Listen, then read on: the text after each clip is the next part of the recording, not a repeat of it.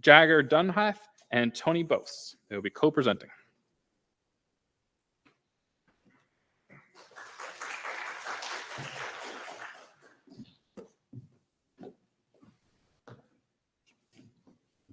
Hello, everyone. My name is Jagger Dunhoff, and this is Tony Bose, and we're here from Grand Valley State University to discuss patchwork integration and introduce our model, which solves some of the challenges that arise with this space. So what is patchwork integration? Well, we can see from this diagram, black tiles represent observed samples and white tiles represent unobserved samples, where across rows are categories with same features and across, unique features, and across columns is with same features. The challenge that arises is to be able to integrate across all categories regardless of what this landscape looks like.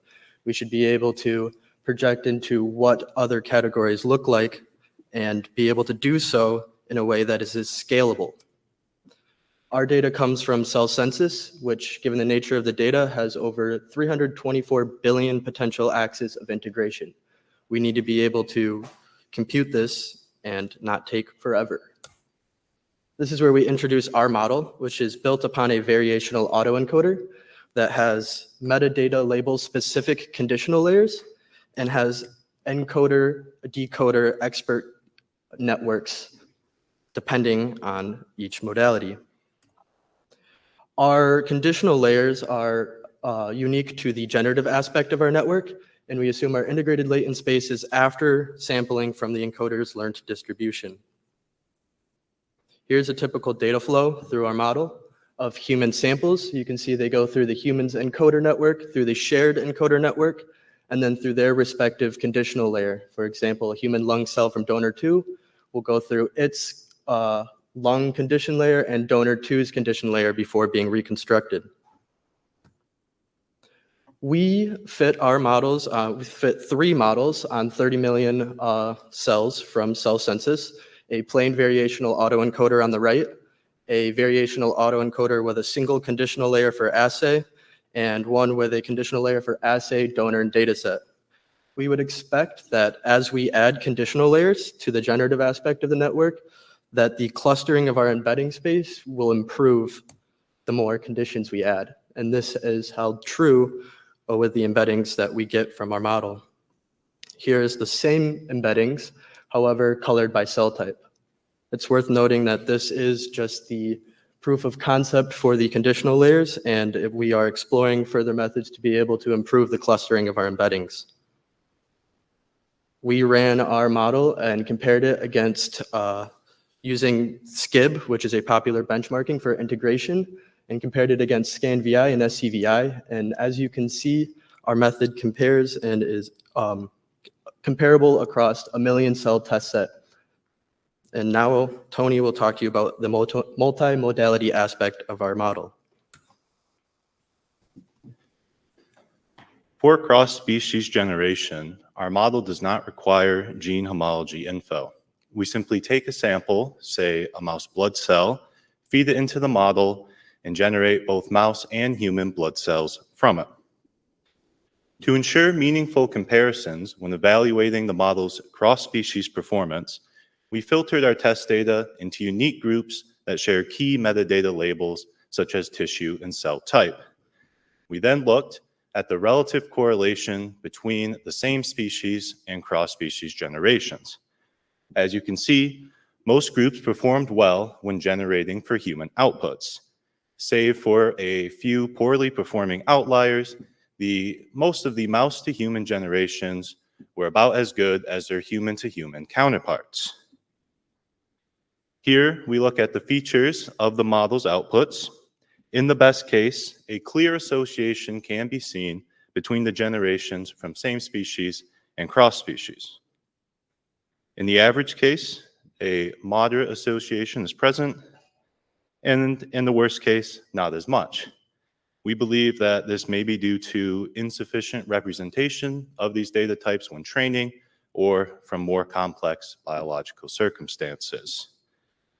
This is an area of active research, and we are continuously experimenting on ways to improve the model's performance. However, our preliminary data suggest that our methods are feasible, and we are excited by the potential of this model to answer complex biological questions. Lastly, we'd like to give special thanks to the Chan Zuckerberg Initiative for funding the project and to all of our other collaborators. Thank you.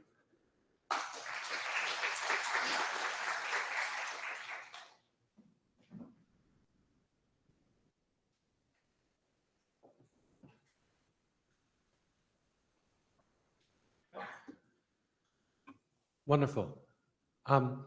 Do you feel that it's sufficiently precise to say I'm using a variational autoencoder? One of the contexts in which I ask the question is I compare this method to SCVI. That is an autoencoder with a certain architecture. I don't know how sensitive its behavior is to details of the architecture, likewise to yours. Is it okay to just refer to these things generically, or do we have to say more about how deep we are and what the model complexity is?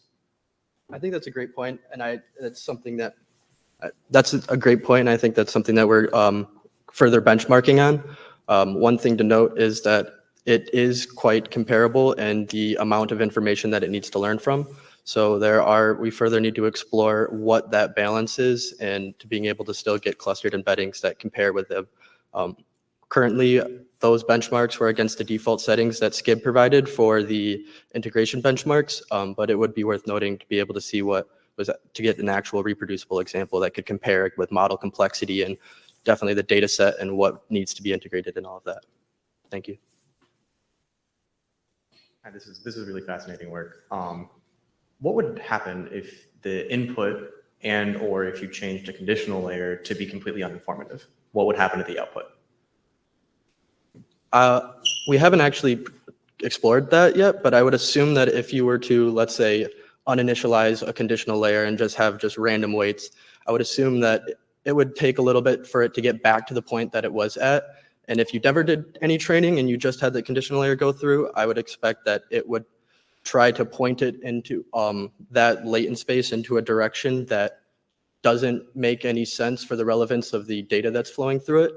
I think you would see, definitely it would depend on how many samples come from that conditional layer, because if you have only one or two samples that come from that conditional layer, you wouldn't be able to, it wouldn't actually affect the downstream as much, because they would be going through their respective assay or data set conditional layers, which would still provide some information. But I would say that it would disrupt what the model would be learning.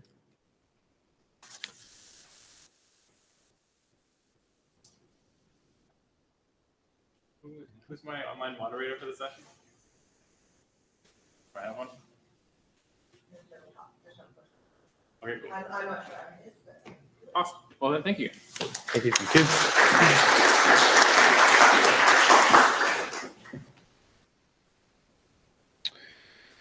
Our next talk is from Ireland.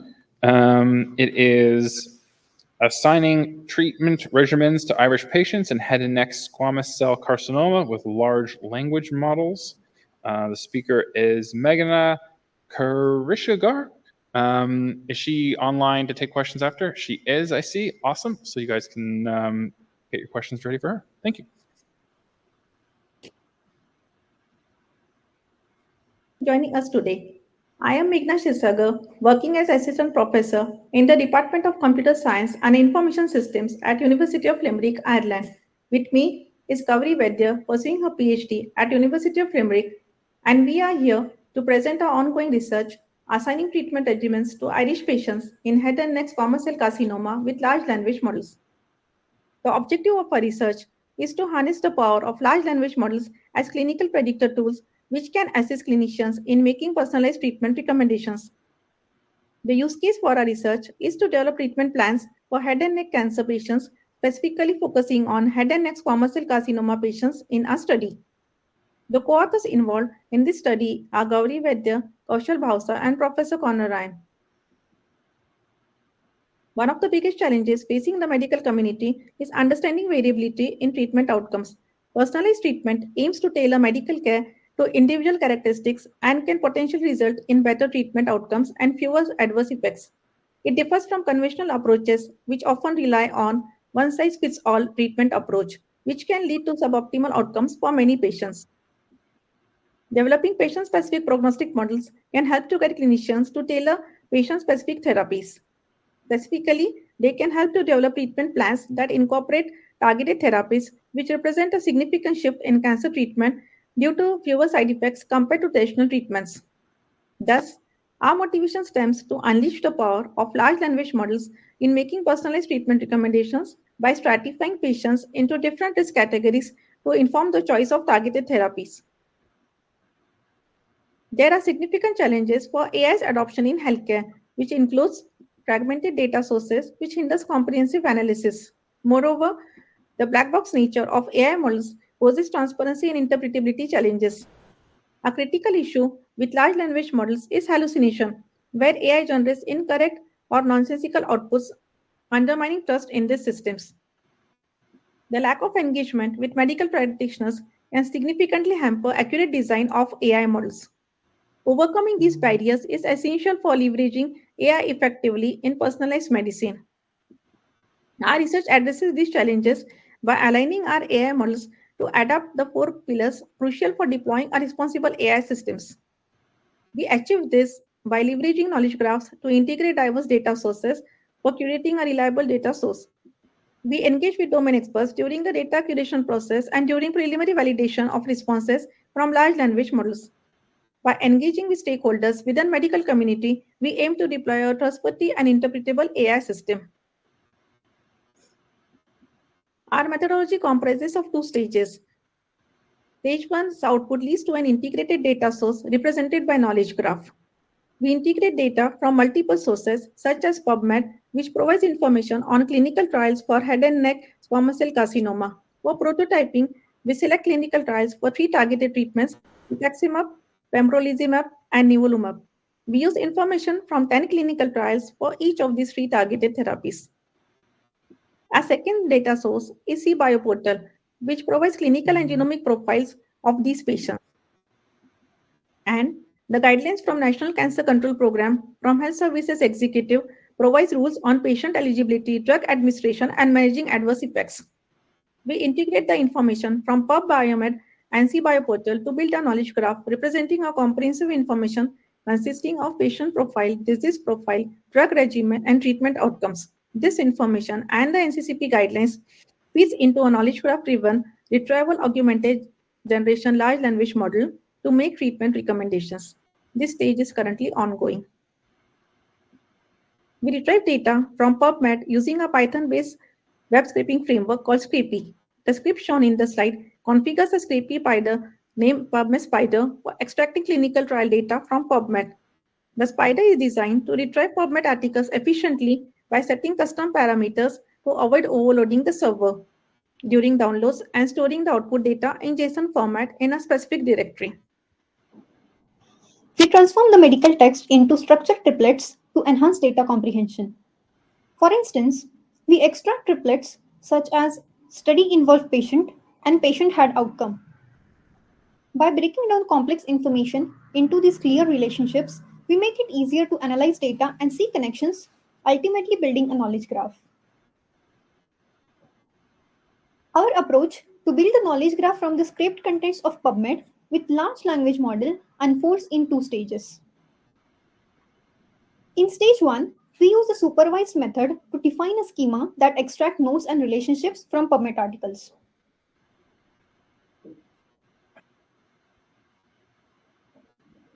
This helps us identify crucial entities like diseases, treatments, patient cohorts, and study outcomes. With this structured data and mapping out these relationships, we create an initial knowledge graph. In stage 2, we switch to an unsupervised approach to enrich our knowledge graph.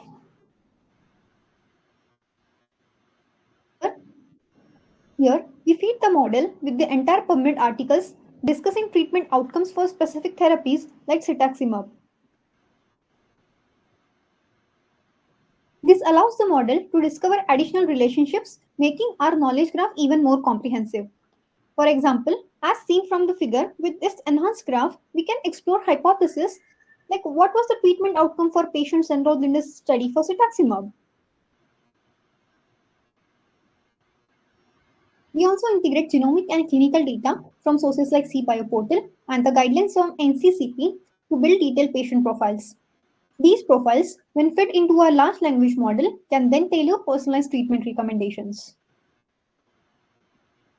You can see an example of the same here. For example, using the prompt and the patient profile as shown on the slide, our model can recommend a personalized treatment. This process significantly reduces hallucinations, which is irrelevant or inaccurate information in the responses generated by the large language models, thereby improving the reliability of our treatment recommendations.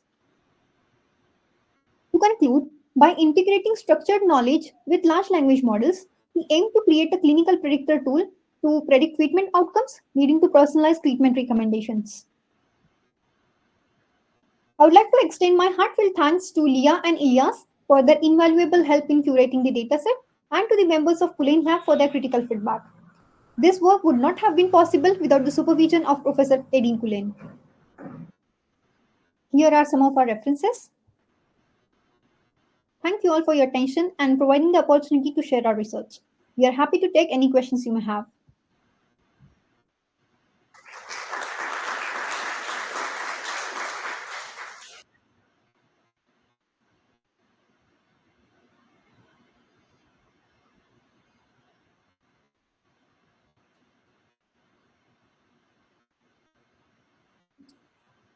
Is there any online? Nothing online. I'll ask one quick question to you guys since you're here. Thanks for joining us. When you're creating these like nice graph models and pulling all the data from the databases and stuff with this approach, how are you benchmarking accuracy, especially those survival data numbers? Like, have you built in a system to show how accurate it is actually pulling that information from those studies? So for now, with respect to pulling the studies, so for each of the clinical trials, we have 10 clinical trials. So say for a particular targeted therapy, say cetuximab, we actually pulled in data roughly around 1700 for 1700 patients. And what we are trying to do is for the same cetuximab, we have roughly 629 studies on cBioportal. So we are trying to give as much context as possible to the large language model. And then the way we will, which is currently ongoing, but we did a very small test, was just feed in another patient profile, which is not from the PubMed. So coming from different source, we feed that patient profile and then see that based on our context and the information that we have collected, what was the response. Okay, thank you kindly. Another round of applause.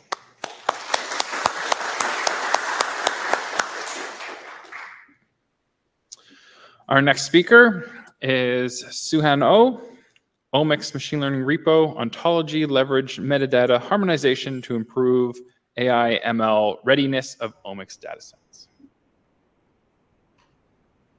For the opportunity to share my work today. So clinical data tend to explain most of the variation of health-related traits, and its joint modeling with omics data is crucial to increase the algorithm's predictive ability. However, only a small number of published studies performed a real integration of omics and non-omics data to predict health outcome due to the lack of quality metadata. The challenges around the clinical metadata include heterogeneity, lack of standardization, and high complexity, which motivate us to start the OmicsMLRepo project. So our project aims to build the first large-scale, platform-independent, curated, machine learning-ready data repository for diverse omics and associated non-omics data. As its first step, we performed the sample-level clinical metadata harmonization. The first two target data packages are curated metagenomic data and cBioportal data. These two data packages contain detailed clinical metadata, but there was no consistency across studies, and they didn't use any controlled vocabulary.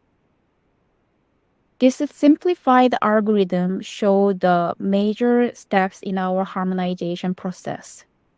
all the unique values from the original metadata were extracted, sometimes across multiple columns, and merged if the information was dispersed across multiple columns.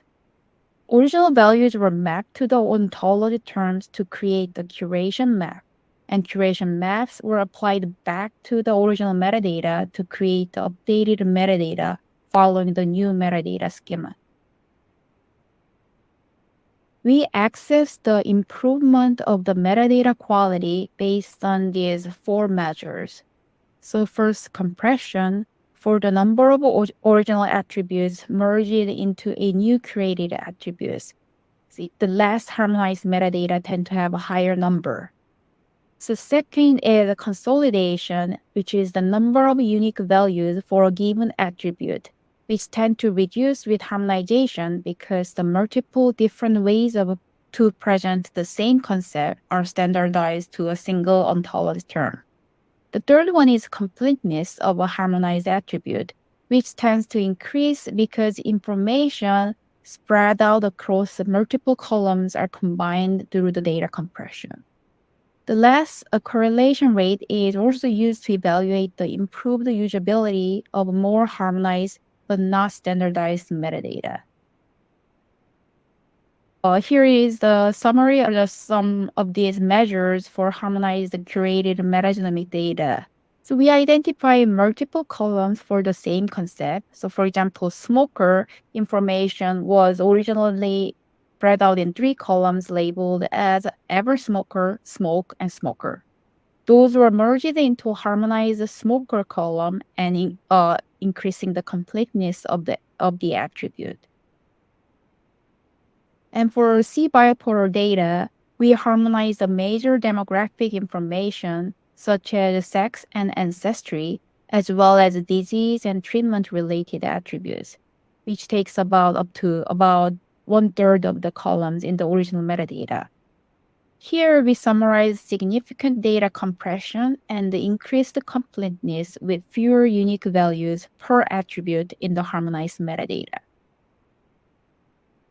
And to facilitate the use of our harmonized metadata, we developed the R package called OmicsMLRepo R.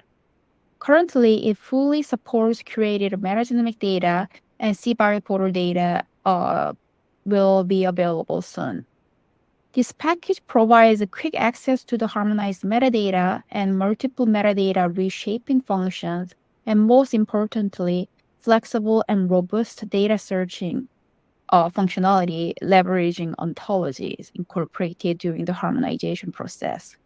So in this simple example of searching colorectal cancer samples in the original CMD metadata, information is first spread in 2 different columns, and query term is case-sensitive and related term including synonyms are not supported. However, using OmicsMLRepo R, the query is not case-sensitive, and OLS-defined synonyms are automatically included in the search. So query terms CRC, colorectal carcinoma, and colorectal cancer all can find the same samples.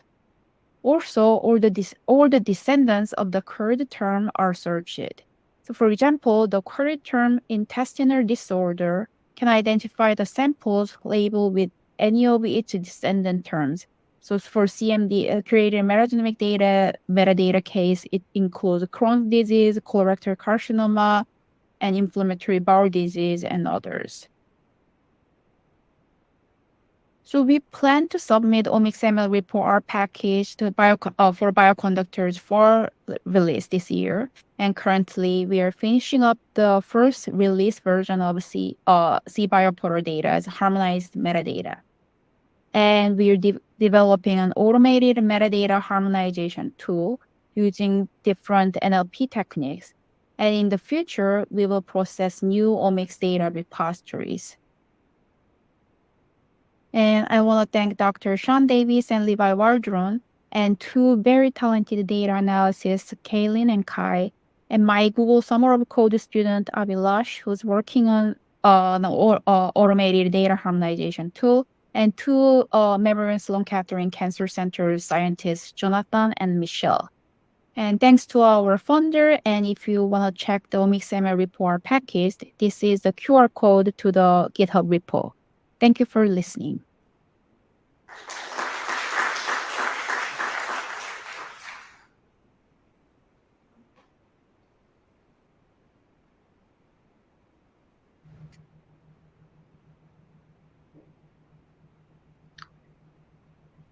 Hi, thank you for your talk. This is really important work that you're doing. I was wondering if you could talk about which ontology or multiple ontologies that you're using. And then also, did you ever find any cases where there was not a good match in the ontology? So maybe you had to like use two terms to represent the concepts in the metadata? Yes. So first, can you hear me? Yeah. Okay.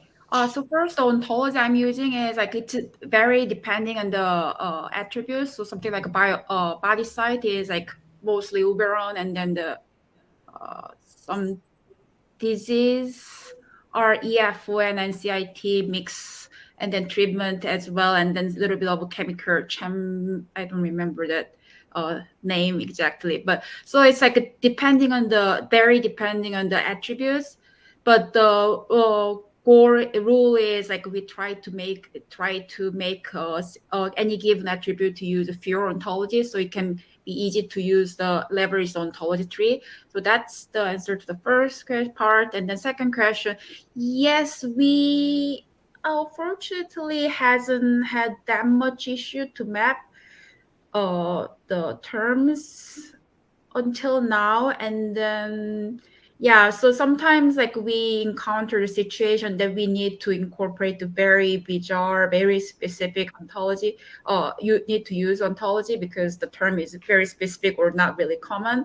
But that's until now it's mostly covered by existing ontology. The issue is that the kind of make any attribute use more different ontologies, which we less prefer. But that's it. Okay, thank you. Thank you for the nice talk. So are there any particular attributes that get more importance and emphasis, like to be certain that they are accurate, like for instance, the sample type? Because if you would like to, to generate, container of data for the analysis, the sample type cannot be, misaligned between different studies. So are you asking any attributes that's more critical to prior? Yes, Okay. that's it. Like for instance, the age or the ethnicity and so on, you may not have it complete, or you can infer it and so on, but the sample type, you cannot mess around with that.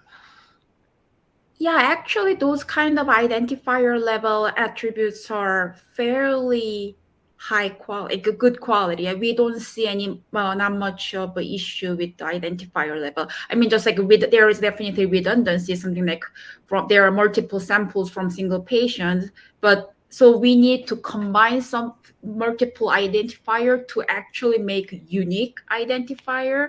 But we haven't seen much issue. But actually, rather little unrelated to your question, but we actually saw discrepancy and conflict between the across the sampler studies, because as I just mentioned, there are cases that multiple samples are collected from the same patient, and then we could cross-validate. So sometimes sex is wrong, something one say that female and then 5 samples say that it's male. That kind of things happen. So that's more of the issue. But identifier level, I haven't had less issue. Thank you for joining us.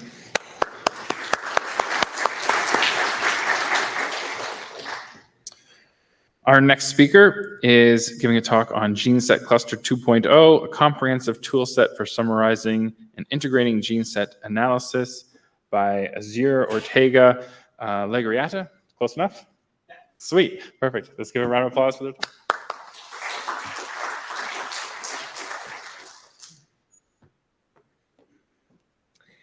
So, hi, I'm Asier. I'm a PhD student. And Today, I'm going to introduce you GeneSetCluster 2.0. That is the last tool that we have been developing in the lab. That's a comprehensive toolset for summarizing and integrating GeneSet analysis. But before jumping into it, let's imagine a really simple scenario, okay, where we want to study by doing some bulk RNA-seq what's happened on a disease, okay? So the usual pipeline would be mapping it against the reference genome in order to study the gene expressions. And what we will do is some differential gene expression analysis, right? Here, we will obtain those up and down regulated genes, but those genes themselves will not tell us the biological processes or pathways that can be affected on the disease. And that's why we use GeneSet analysis tools, okay? These GeneSet analysis tools will take those up and down regulated genes and will tell us in which pathways they are affected. There are many of them. We have GeneSet enrichment analysis, overrepresentation analysis, grade, and a lot. But this is a really simple scenario. Let's see if, let's go to a bit more complex scenario, okay? Imagine here where we have a healthy control and 3 different patients, okay? Patient after acute infection of COVID, 3 months after the infection, and 6 months. So we do 3 contrast, each one against the control. We end up doing 3 different differential gene expression analysis and 3 different GeneSet enrichment analysis, right? And if we do this, we end up having more than 200 significantly enriched pathways. So one question is how we can analyze all those pathways. Either we go manually by one by one, checking them, or we can use tools like GeneSetCluster that will summarize all these results. Okay, so with GeneSetCluster, we can obtain this kind of heat maps that basically what we are showing here is the similarity of each gene set to the other gene sets. And it's really simple. The more genes they share, the more similar they will be. So the tool will obtain this matrix, distance matrix, and basically what we're going to do is to order the matrix and point out or identify those groups or clusters that have a significantly similar gene sets. Okay, then we do some functional annotation, and thanks to this, we can get the big picture, or we can have an idea of what is going on in our 200 total enriched pathway. So now that we know what GeneSetCluster can do, let's see how we get up to this point, okay? We have 4 main steps. The first step will be harmonization. Basically, this is really simple. What we are doing is to extract all the genes from the gene sets and the term, the description or the ID of the enriched pathway, and we harmonize it in an object. As you can see, this is a really simple approach, but thanks that this is that simple approach, we can combine different GeneSet tools. Okay, we can combine GeneSet enrichment analysis tools with overrepresentation analysis tools, or imagine that you want to go a bit more complex and combine great results from your ATAC part with the GeneSet enrichment analysis results from your transcriptome part. So that's possible to do with this tool. Okay, so once that we have our harmonized object, what we're going to do is to obtain the distance matrix. Okay, we're going to calculate the distances. Here we have 2 approaches. The first one would be where we are considering each gene set unique, and a second one where we are considering each pathway or biological process unique. In this second approach, what we are doing is to integrate all the genes from all those gene sets that have been enriched in the same term, in other words, with the same ID. We have developed this second approach because we have seen in the previous version that when you are including several results that are enriched in the same pathway, you can bias your analysis. So yeah, this new feature will overcome this drawback. And then the third step is the clustering. Okay, here we have as well two methods. The first one will be the classic approach, where we are taking the distance matrix, we are applying some hierarchical clustering or k-means in order to obtain the number of clusters that we have selected. But this method has a really huge drawback that in these classic approaches, we are forcing to each gene set belong to a cluster, even though they are not similar between them. So this can bias our analysis and introduce a lot of noise. So in order to overcome this, we have developed a seriation-based method where basically what we are doing here is to take our distance matrix, apply 32 different seriation algorithms, and we have developed a loss function to select the seriation algorithm that fits best to our data. Okay, so once that we have select the seriation algorithm that fits best to our data, we're going to use it to order our matrix. And once that we have our matrix order, we can point out, we can identify those clusters that have significantly similar gene sets. Okay, and basically here in this last step, what we do is the functional annotation. On one hand, we take all the genes from those clusters and we do a overrepresentation analysis in order to a little bit have an idea of what's going on in this cluster. And on the other hand, what we are doing is to take all the Go descriptions of the gene sets of this cluster and do a semantic enrichment. And in this way, with a really quick view, we can get an idea of what's going on in this massive amount of results. Also, I would like to mention that we have many functions for the downstream analysis and many plugins for more analysis, but I don't think that's worthy to mention now. And I would like just to show the main result that will be this heat map. And yeah, last but not least, I also would like to mention that in order to do accessible this tool for those clinicians or for those more biological profiles with limited knowledge in programming, we also develop a web application, okay, that it's really user-friendly, and by few clicks, you can explore all the results. But not only that, we also want to ensure the fluid collaboration between those biological profiles with the bioinformaticians. So in order to do that, we add features to make interactive the R package with the web application. So you can do the downstream analysis on the R package, you can do your Taylor analysis, and then export those results to the web application, to the clinician, that he or she can keep exploring all the results. So that would be everything. I would like to thank you to Alberto Maillo, that together with me, both we have been developing the tool, and to all my colleagues in Spain. And yeah, that would be everything.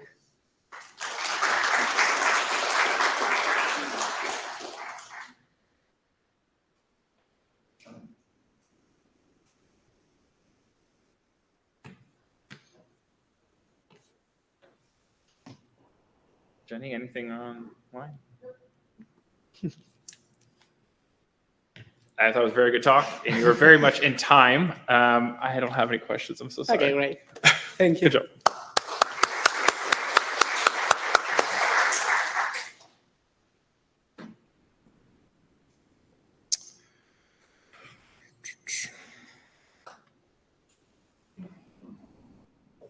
Oh, perfect, Astrid here. Our next talk is enrichViewNet package, visualization of functional enrichment results into biological networks by Astrid Deschênes.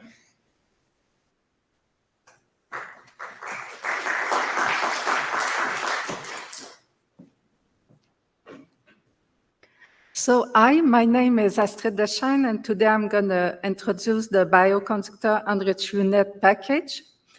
This package is the result of a collaboration between Université Laval in Quebec City, Canada, and Cold Spring Harbor Laboratory. So the goal of this package is to transform functional enrichment results into network visualization. So let's look at the input and output. So as input, we have the R object as generated by the functional enrichment tool called GProfiler2.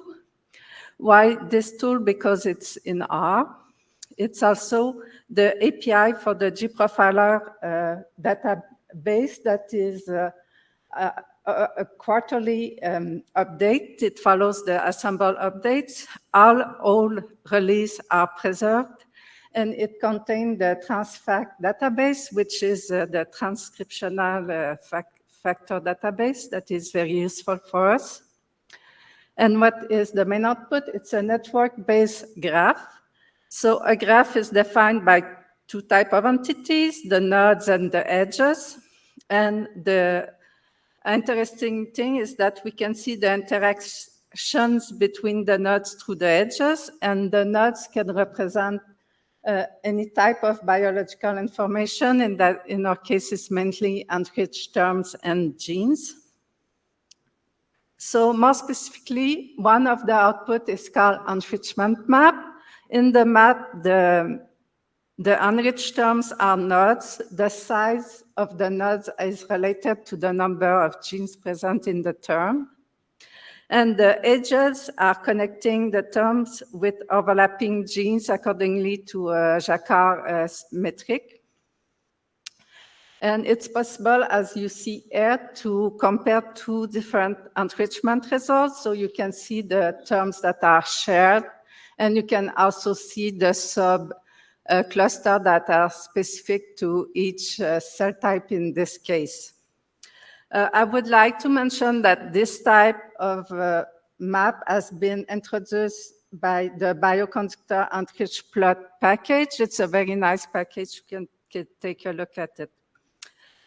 Also, the advantage of this kind of map is that you can create the color of cluster as you want. You can separate it by biological function or by a type of experiment. So it's highly personalizable. The second type of output that we can have is called a gene term network. In those networks, the term and the genes are both nodes, and the edges are connecting enriched term and their genes. The interest of this kind of network is that we highlight the genes that we are interested in. For example, if you're studying a specific oncogenes, you can showcase its interaction through your network. And also in our package, the output is directly pushed in Cytoscape, which is an open source software. So you can move around the nodes, and you can change the color, change the font. So it's also nice when you want to create a finished version for a publication. So the workflow is quite easy. You first generate your functional enrichment result, one or multiple, and you select your term of interest. You push it into enrichViewNet package. There's only one function to create the gene term network. I suggest having Cytoscape open so it will automatically be displayed in Cytoscape. Otherwise, it's going to generate a JSON file. If you want to create an enriched map, there's 3 functions dependingly on how complex your graph is going to be. And it's that simple. I want to mention that this workflow is only possible because other people have developed open source software that are very well done and very useful. The one that has not been mentioned yet is the Bioconductor R-Site3, which enables to take your R data and push it directly in Cytoscape. This is a biological example of the way you can, one way you can use our software. So the role of CLEC12A in inflammatory arthritis is well established throughout in vivo and in vitro models. However, the underlying molecular mechanisms are still unknown. Fortunately, we have a nice protein data set that contain all the CLEC12A physical partners. The data set has been published, but no formal functional enrichment had been done at the time. So we ran functional enrichment. And what we got was very interesting. We obtained a very nice cluster of terms associated to intracellular and vesicular trafficking. So that led to the hypothesis that CLEC12A regulates the phosphorylation of a subset of membrane trafficking proteins. And when we subselect terms of interest and we generate the gene term network, we obtain a very limited list of partner proteins. So for the biologists, it's easier to select the proteins that they're going to do experimental studies on, and the experiments are ongoing. So the future direction, that package has been developed to answer our needs first. So at the moment, some of our collaborators, they want to be unable to use it with other functional enrichment tools. So we are thinking of having a wrapper. We also want to include the iGraph package, in part because it contains a lot of functional network analysis functions that we would like to use. And we are writing some papers. I showcase here the graph, the first gene term graph that's been published in Fieke's paper. At the time, the package was not yet existing. It's the code that we did for this package that became, we did to generate this graph that became the package. And at last, the list of acknowledgement, and thank you.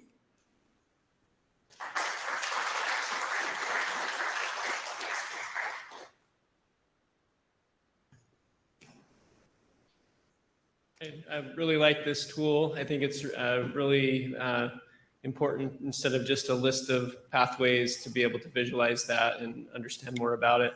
I just have two quick questions. The first is, it looked like Reactome and KEGG are supported. Are there any other pathway, like GeneSet databases that are supported? Yes, on the JProfiler website, you will see all the database. There's the human phenotype database. There's Wikipedia also, and there's another disease database that is also supported with Transfact that I mentioned already. But you, if we develop the wrapper, you could think of using another enrichment tool that contains, that is able to analyze other type of database. Yeah. The other question is, what if you get like 200 pathways that are significant? How do you make sure it's not an overwhelmingly large and complex graph? So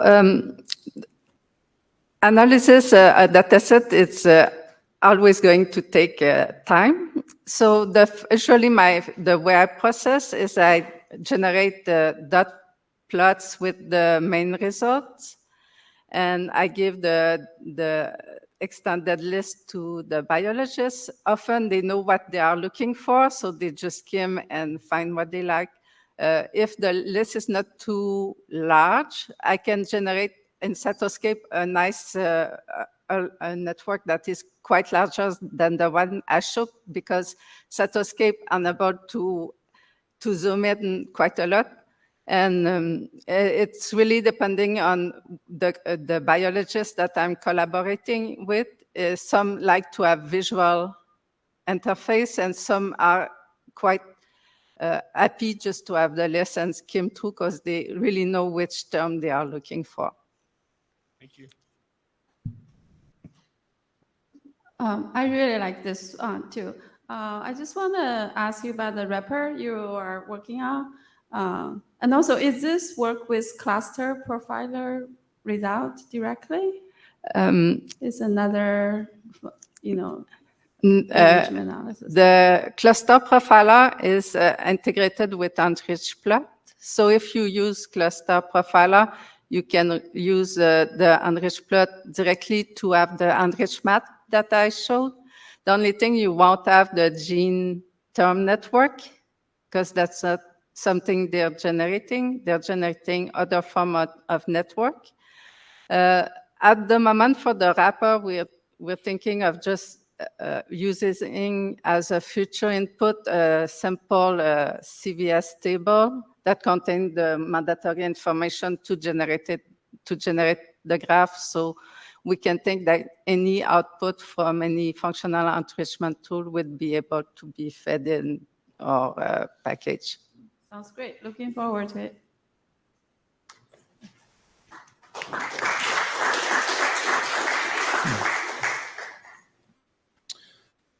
Our next speaker is Ryan Thompson. He's talking about a scalable and flexible network-based approach to identify, diagnose, and resolve mislabeled samples and molecular data.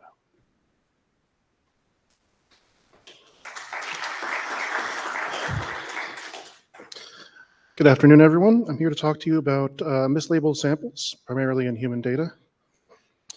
So first of all, let's ask what exactly is mislabeling when I'm talking about it here. We're basically talking about any time that data is assigned the wrong label, where the data is valid but the label is not. Mislabeling is inevitable in any kind of large data set. Oh, and I should mention, this talk was originally going to be given by Charles Deng, my colleague, but he is now in med school, so he was not able to attend, and I'm presenting in his place. Back to mislabels. So here's an example of a mislabel that could happen. And as for the consequences of mislabels, here's a simple simulation where we introduce some variable amount of mislabels, and we see that the recall goes down the more mislabels you have, not surprising. The most naive way to fix this is to detect which subjects have mislabeled samples and remove all the samples from those subjects. In this simulation, there's 5 samples per subject, so that's removing a lot of samples that actually reduces our performance. Much better would be to identify the specific samples that are mislabeled and remove those, or better yet, correct those labels and recover the original data set. And so, to that point, the idea is, first, we make a subject label network where each node is a sample, and we just connect with an edge each sample that has the same subject label. So in this case, we got 2 subjects, and we have 3 samples from each one. Then we genotype each of these samples using a tool such as crosscheck, the Picard crosscheck, and we connect with an edge every sample that has the same genotype as another sample. And then we overlay these 2 networks. There's the same nodes and different edges, and anywhere they don't line up, that's evidence of mislabeling. But as Spider-Man from the 1960s can tell you, just identifying that there is mislabeling doesn't tell you which samples are mislabeled. And now you can go in and manually solve that graph to figure out where the mislabeling is, but we don't have time for that. So let's ask the computer to do it for us. Our package that we're developing is called FOMO, which makes several assumptions. We're assuming that mislabels occur randomly, that mislabel events are more likely to be small than large, that labels are more likely to be swapped or otherwise rearranged as opposed to lost or duplicated. And based on that, we basically define a scoring function that quantifies in a given graph like the one I showed, what is the degree of inconsistency between the labels and the genotypes. And then we came up with a couple different strategies to essentially optimize that score function. The idea is once you minimize that score, you've maximally aligned the genotype and the label networks, and you've fixed as much of the mislabeling as possible. So these 3 algorithms, the comprehensive search is we just brute force search every permutation of labels onto samples. We score each of them. That's obviously going to find the global optimum, but it's factorial, so we can't run that on everything, on big networks. The majority search is basically just, we see a group of 5 samples, and 4 of them say that it's subject A, and 1 of them says it's subject B. The majority search says, well, that's subject A, so that one that says subject B must be wrong, and we have to find a new label for it. And then the local search, the basic idea is we say, well, what if I swap these 2 samples? Does that improve the score? No. Okay, forget that. How about these 2 samples? Oh, does that improve the score? Okay, let's make that swap. And just do that forever until the score is optimized. So 3 pretty straightforward algorithms. They all have different strengths and weaknesses. So we put them together into an ensemble that combines them all. And with that, we can get to some results. First of all, on simulations, we've got a data set. So we simulate a data set that's correctly labeled, then we introduce some amount of mislabeling into it, we run FOMO on it, and we see how well it does at recovering the original labels. We ran a lot of simulations, over 1 million. The largest one had 100,000 samples, so it scales pretty well. And in the vast majority of cases, when you have a reasonable fraction of mislabels, like 20% or less, you can almost perfectly recover the original sample labels. Meanwhile, on real data, we ran it on GTEx. It turns out they already removed all their mislabeled samples, but it makes the point that we can run it on a data set with 17,000 samples in it. We ran it on our COVID-19 biobank, where we had 190 mislabels previously identified by manual curation, and FOMO got 189 of them, missed 1 of them. And another data set we had, the Living Brain Project, there were 14 manually created mislabels, and FOMO identified all of them. And lastly, I just like to show a little gallery of things that FOMO was able to do. Here is a very complicated network of the type I showed before, with a lot of mislabeling in it. FOMO was able to nearly identically match the manual QC solution. And then an interesting thing is that cycle of 6 mislabeled samples where the labels were shifted around the circle, actually we can trace that down to a shift that occurred within a single column of a single plate, which is pretty cool. And here is another really cool example where actually that top right subject, the orange lines in the top right, those all belong to a single subject, and all 3 of those samples were mislabeled in our data set. So this is a subject with 100% mislabeling. And thanks to that comprehensive search that tries every permutation, FOMO was able to find the solution. And this is one thing that was missed by our manual QC, because how are you going to solve a mislabel with 100% mislabeling for a person? So in conclusion, FOMO quickly identifies and corrects complex mislabeling situations in large data sets, scalable for both computers and humans. And then one point I want to make is that if you're doing this in a setting with human samples, you also have to worry about consent. And so just to think of it in terms of it this way, if 10% of subjects withdraw their consent from your study over time, then approximately 1 in 10 of mislabeled samples are going to have, they're either going to be consented when they're not supposed to be or vice versa. And that's something you have to worry about. And so this is a tool that we highly value in a clinical setting. And there's a bunch of other features, package and manuscript and preparation, and yeah, a bunch of other stuff that I don't have time to talk about, but I'd be happy to talk about with anyone who's interested over lunch or the rest of the day. Thank you.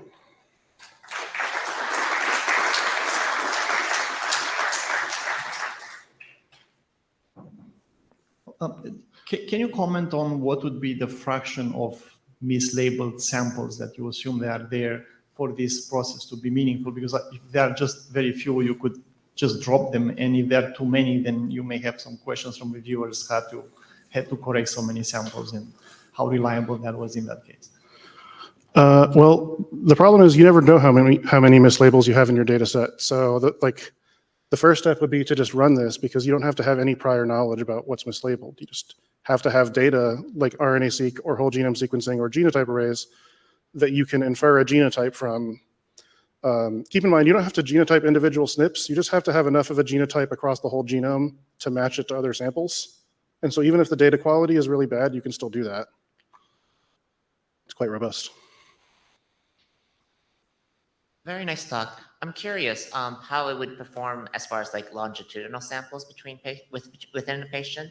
Is it all has to be relatively similar point in time, or can it work across an entire year period to identify individuals? So the COVID-19 biobank that I showed there is in fact longitudinal, and technically the LBP is as well, because we have some people that got the surgery in both hemispheres, and so we have 2 samples a few months apart.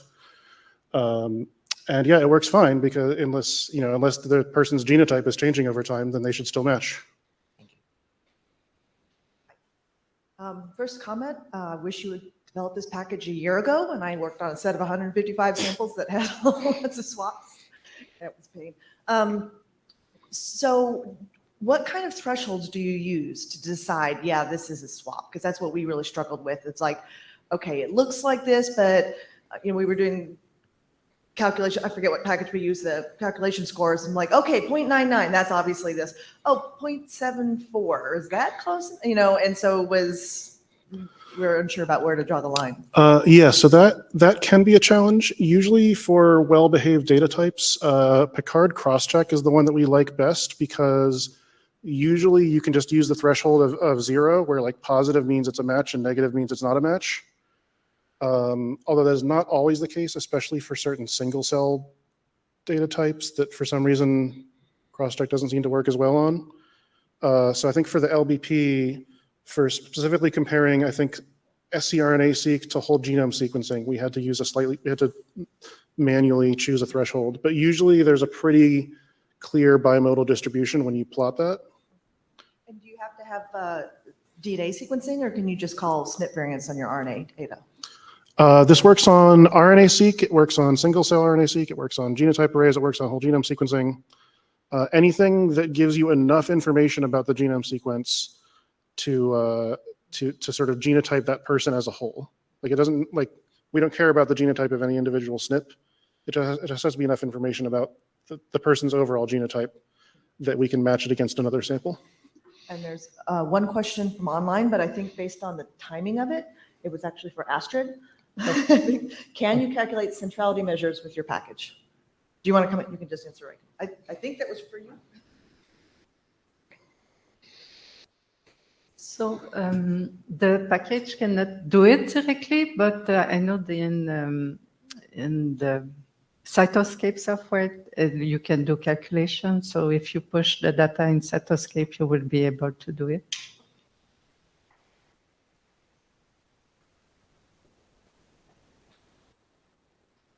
If that's it, thank you, Ryan. Really appreciate you taking the time. Thank you. All right, for time, we will be moving forward. Before you leave for lunch, we do have our lightning talks session next. Tim is some.